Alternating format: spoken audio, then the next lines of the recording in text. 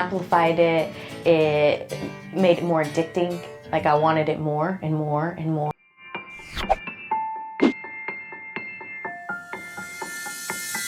Hi, welcome to You Be You for One, where you are reminded that you are undeniably beloved, uniquely for one God and His kingdom. Today's episode is going to be a little different, and if you are new to the channel, my name's Karina, and I say welcome. So what is a little different about today's episode? Today we have a testimony from a young friend of mine and a challenge that I presented to her. So let me introduce you to Nicole Lopez. She's feisty, she's funny, and absolutely beautiful. She runs her own social media business, but in addition to that, she has also a business where she refurbishes mobile homes for the elderly, improves them and updates them, and sells them at near cost to herself. This is her. She is all about positive addiction. So let's not take up any more time and let you meet her. Well, when you first told me that, I literally thought that my first image was like, how am I going to be intimate with Jesus? Like, how I didn't understand. Okay, you want me to date him, but how am I supposed to like hug him and kiss him and do other, like, what? So that was kind of like, it's just where my brain just like went naturally, I guess. I don't know. I was just like, wait, dating? You have to do more than just hang out, and how am I supposed to just do that? So that's kind of where I thought. But I was excited for the challenge. Like I was willing to accept it, but I was like, but how am I gonna do that? So it was kind of like that. Yeah, it was a very like, moment. So did you end up coming up with a plan, and what was that? Or how did that play out once you committed to it? Okay, so it started out very simple. So I started out by everything that I did, I just said, okay, I want to include Jesus in that. So my natural was like to wake up and I drink hot water with like ginger and lemon, and I would do that by myself, but now I would make 2 cups because I wasn't alone anymore. And I would just put 2 cups so anytime I read my scriptures, it was as if I was reading it with Jesus. And then I would go on walks, and I remembered like having conversations in my head, be like, okay, I'm gonna go on a walk today.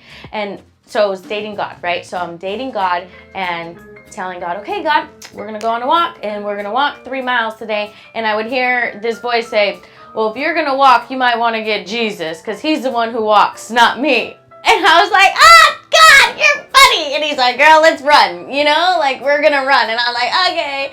So I just remember having these like amazing, beautiful, like joyful dialogues with God, right? Who I was like, this is God. He's right here next to me everywhere I go. So I remember going to the movies and going by myself, but knowing that I wasn't alone. And that's the greatest feeling you can have, is to know that you're not alone. Like, it is so nice to know that. It is so comforting. And I feel like a lot of people feel like they are in this world. It's huge. There's a lot of people. There's so much to do. It's so chaotic. It's busy. And we're often by ourselves or alone a lot of the times. Or we feel like that, even if it's just like mentally. Again, there could be a lot going on, but like, does anyone understand me? Does anyone get me? Like, who wants to go on a walk with me or drink hot water at 3:30 a.m. with ginger and lemon and pepper in it, right? God will. Like, God will. He'll drink with hot water with me. He'll walk with me. He'll talk with me. And even in those moments when it got hard for whatever reasons, and I just leaned into him even more. And some people struggle with that. And that's one thing that really propelled my relationship with God. It just like amplified it. It made it more addicting. Like I wanted it more and more and more. And so it got to the point where I would rather hang out with God than do anything else. And then I think God was like, okay, so you get it. You're all about me. You're loving me. You're putting me, in everything that you do. You're allowing me to go with you. And now I'm learning how to let him go before me. And then we go together too. And that's kind of like where I've seen it be able to transition the steps. So I always thought I knew God. I always thought that I had a great relationship with him. I always believed that I could just talk to him right next to me. It didn't matter where I was. But it wasn't until I actually dated God that I got to not only know him better, but I got to know myself.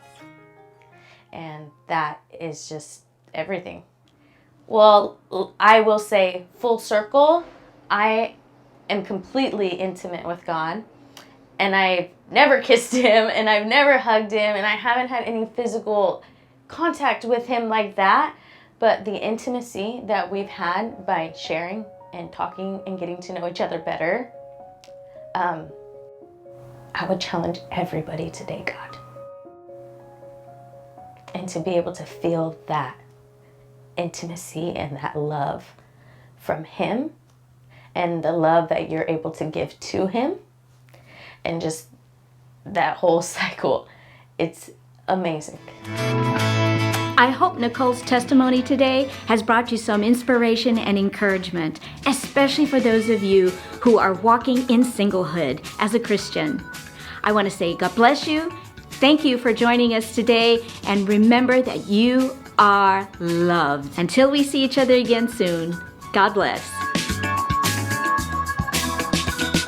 Secretly, I knew she would benefit from a closer walk with Jesus. So, yeah, ulterior motives on my part. Welcome, friends, to UBU for One, where you are reminded that you are undeniably beloved in unique...